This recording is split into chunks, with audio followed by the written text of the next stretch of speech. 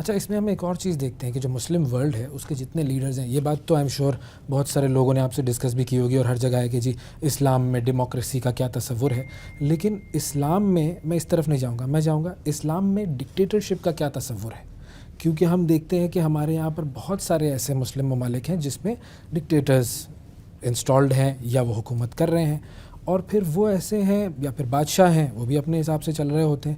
تو اس ڈکٹیٹرشپ کا، one main role کا اسلام میں کیا کانسیپٹ ہے؟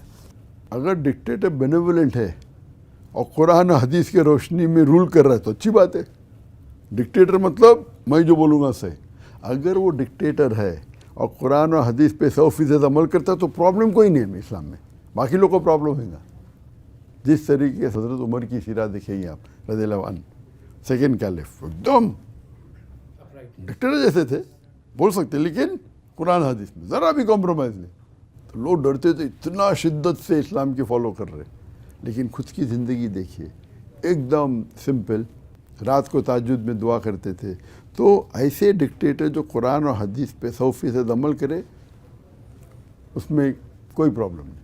اور رولرز کی اکاؤنٹیبلٹی کا کیا طریقہ کار ہے اسلام میں؟ کیونکہ ہمارے یہاں پر تو یہ ہوتا ہے کہ رولرز کی اکاؤنٹیبلٹی ہوتی نہیں ہے، اور وہ اکاؤنٹیبلٹی کہتے ہیں جی ووٹ ڈل جائے گا، پتہ چل جائے گا نیکسٹ ایئر اگر ان کو لوگوں نے ووٹ ڈال دیے تو اس کا مطلب ہے وہ اچھے ہیں. لیکن حضرت عمر رضی اللہ تعالیٰ عنہ کی جس طرح آپ نے بات کی، ان کے سامنے تو ایک کرتا بھی ہوتا تھا تو اس کا سوال ہوتا تھا. اب ہم یہ سوال نہیں کر سکتے. So what is the process of accountability of a Muslim leader? Accountability اللہ تعالیٰ آخرت میں تو کریں گے. قرآن کی آیت ہے سورہ عمران سورہ نمبر 3 آیت نمبر 185، کل نفس ذائقۃ الموت، ایوری سول شل ٹیسٹ ڈیتھ. ہر روح کو موت چکھنی پڑے گی. فائنل ریکمپنس، تو فائنل حساب کتاب ہوگا آن دا ڈے آف ججمنٹ. اگر جو شخص جنت میں جائیں گا اور آگ سے بچیں گا، نرک سے بچیں گا، جہنم سے بچیں گا، ہی سکسیزفل. دس لائف از بس پلین امیوزمنٹ. تو یہ قرآن کی آیت آپ کو جواب دیتی ہے کہ آخر میں تو اکاؤنٹیبلٹی یہاں ہو یا نہ ہو، وہ ڈکٹیٹر ہے، وہ ریگنگ کر رہا ہے. اور سب سے بہترین مثال آپ کو ملیں گی بنگلہ دیش میں. شیخ حسینہ کتنا ظلم کری تھی مسلمانوں پہ، کتنے مسلمانوں کو، ہزاروں مسلمان کو قتل کیا.